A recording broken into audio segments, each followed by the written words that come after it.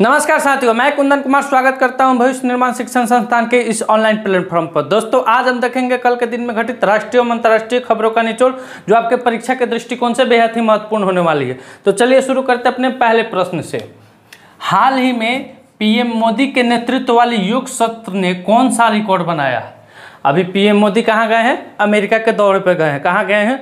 America के दौरे पर गए हैं। वहाँ संयुक्त राष्ट्र मुख्यालय में योग दिवस का आयोजन किया गया था, जिसमें वहाँ माने राष्ट्रीय लोग, जैसे वहाँ प्रवासी होता है ना, इंडियन लोग वहाँ जो भी बसे हैं वहाँ वो काफ़ी मात्रा में वहाँ योग शिविर में भाग लिए थे। क्या लिए थे? काफ़ी मात्रा में योग शिविर में भाग लिए थे, जिसे गिनीज वर्ल्ड रिकॉर्ड में क्या किया गया है? नामित किया गया है। इंडिया में जो योग हुआ था आपकी बार अहमदाबाद में, तो वहाँ लगभग 1,02,000 के आसपास में लोग भाग लिया था, जो गिनीज वर्ल्ड रिकॉर्ड यहाँ भी बना है। और इससे पहले इंडिया में जो मैंने 8वां योग सत्र हुआ था 2022 में, उसमें कोटा ने बनाया था गिनीज, उसमें 1,00,000 लोग ने भाग लिया था। तो ये बना है गिनीज वर्ल्ड रिकॉर्ड। अमेरिका में एक बना है, इंडिया में आपको अहमदाबाद बना है, और इससे पहले कोटा था। इस बार का जो योग हुआ था उसका मेन मुख्यालय कहाँ था? कहाँ पर योग उत्सव मनाया गया था?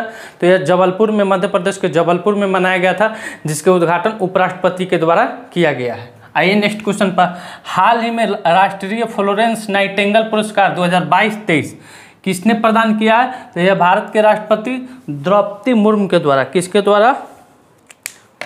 द्रौपदी मुर्मू के द्वारा।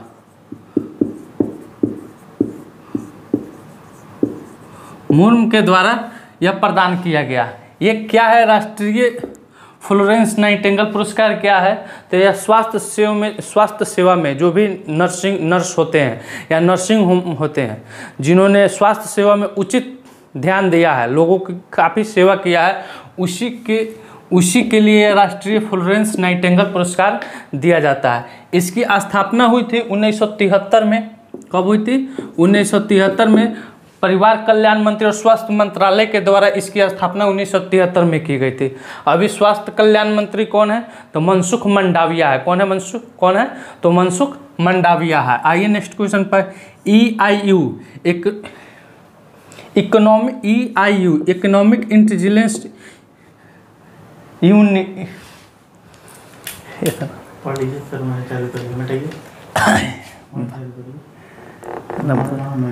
लेकिन अभी कैमरा में सीधा बोलना चाहिए, वहीं पोजीशन आपका होना चाहिए। Economic intelligence unit, EIU economic intelligence unit ने 2023 के लिए दुनिया के सबसे रहने योग्य शहर किसे बताया? तो यह वियना को बताया है। किसको बताया है दोस्तों? तो यह वियना को बताया है। इसमें कुल देश कितना है? तो इसमें कुल देश है आपको 173। कुल देश कितना है? 173। देखिए दोस्तों, इसमें नई दिल्ली यानी न्यू दिल्ली, इंडिया के भी 4 शहर को रैंक मिला है। नई दिल्ली, मुंबई और अहमदाबाद, और एक यहाँ है बेंगलोर। तो इसमें नई दिल्ली को 141, मुंबई को 144, इसको 147 और बेंगलुरु को 148। नई दिल्ली को 141 मिला है कुल 173 में से रैंक। मुंबई को मिला 144 कुल 173 में से। अहमदाबाद को 147 173 में से, या बेंगलुरु को 148 173 में से। यानी EIU ने 2023 दुनिया के सबसे रहने योग्य शहर में, माने वहाँ रहने के दृष्टि से काफ़ी अच्छा है, तो यह वियना है। क्या है? वियना है। और सबसे निचले पायदान पर कौन है? तो ढाका है। बांग्लादेश की राजधानी कौन है? ढाका है। आइए नेक्स्ट क्वेश्चन पर। हाल ही में फिंच रेटिंग्स ने भारत के GDP का अनुमान बढ़ाकर कितना किया है? तो यह भारत के GDP का अनुमान 6.3% बढ़ाकर किया है। कितना किया दोस्तों? तो 6.3% भारत के GDP का अनुमान किया है। आइए नेक्स्ट क्वेश्चन पर। भारत और UNWTO ने एक सहयोग बढ़ाने के लिए समझौता किया है। तो यह भारत के पर्यटन मंत्रालय द्वारा UNWTO के में सहयोग बढ़ाने के लिए एक समझौता किया गया। इसमें क्या होगा ना कि पर्यटन को बढ़ावा देने के लिए यह समझौता किया गया है भारत के पर्यटन मंत्री के द्वारा। आइए नेक्स्ट क्वेश्चन। हाल ही में गृह मंत्री अमित शाह ने बालघाट से कौन सी यात्रा शुरू की है? तो यह गौरव यात्रा शुरू किया गया है। अमित शाह द्वारा बालघाट से कौन सा यात्रा शुरू किया गया है दोस्तों? तो यह गौरव यात्रा शुरू किया गया। बालघाट कहाँ है? तो यह मध्य प्रदेश में है। कहाँ है? मध्य प्रदेश में है। यह मध्य प्रदेश के गोंडा जाति को किसके, मध्य प्रदेश के गोंडा जाति के बारे में बताने के लिए यह यात्रा शुरू किया है। इसमें क्या होगा, गृह मंत्री जी अमित शाह के द्वारा जगह जगह सभा करके उस समुदाय के बारे में, रानी दुर्गावती के बारे में बताया जाएगा। दोस्तों आप इसका स्क्रीनशॉट ले सकते हैं। आइए दोस्तों अगले क्वेश्चन पर। हाल ही में भारत ने विशाल सैन्य अभ्यास आग्नेयास्त्र का आयोजन कहाँ किया है, तो यह पूर्वी लद्दाख में किया गया। कहाँ किया गया दोस्तों, लद्दाख के पूर्वी क्षेत्र में आग्नेयास्त्र का आयोजन किया गया है। आइए नेक्स्ट क्वेश्चन पर। हाल ही में जीवन बीमा के लिए यूज एंड फाइल प्रक्रिया का दायरा बढ़ाया गया है। किसके द्वारा, तो यह भारतीय बीमा नियामक और विकास प्राधिकरण यानी IRDAI के द्वारा भारतीय जीवन बीमा में यूज एंड फाइल की प्रक्रिया का दायरा बढ़ाया गया है। ये क्या होता है, इसमें बीमा के प्रति लोगों में विश्वास पैदा करना, यह इसका मुख्य उद्देश्य है। क्या उद्देश्य है, जैसे कोई भी जीवन बीमा खोलते हैं, चाहे बहुत सारा फाइनेंशियल बीमा होता है, उसमें लोगों के प्रति क्या होता है, विश्वास को पैदा कराना ही इसका मुख्य कार्य रहेगा। आइए नेक्स्ट क्वेश्चन पर। हाल ही में भारतीय सेना ने तवांग मैराथन का उद्घाटन किया है। यह कहाँ किया है, तो यह अरुणाचल प्रदेश में पेमा खांडू के द्वारा किया गया है। अरुणाचल प्रदेश में सेना के कुछ मुख्य अधिकारी और पेमा खांडू के द्वारा भारतीय सेना ने तवांग मैराथन का उद्घाटन किया है। इसमें क्या होगा, खेल और स्वास्थ्य जीवन की शैली को बढ़ावा देने के लिए इसमें विशेष ध्यान दिया जाएगा। क्या दिया जाएगा, स्वास्थ्य एवं स्वास्थ्य और खेल जीवन शैली को बढ़ावा देने के लिए।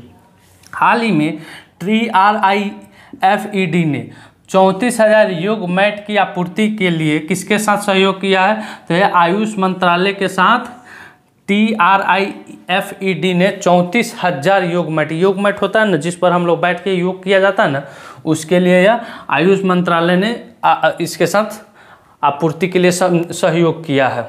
आइए नेक्स्ट क्वेश्चन। हाल ही में gift Gujarat international finance tech city का अध्यक्ष किसे नियुक्त किया गया है, तो यह हसमुख अधिया को नियुक्त किया गया है। किसको नियुक्त किया गया है, तो यह हसमुख अधिया को नियुक्त किया गया।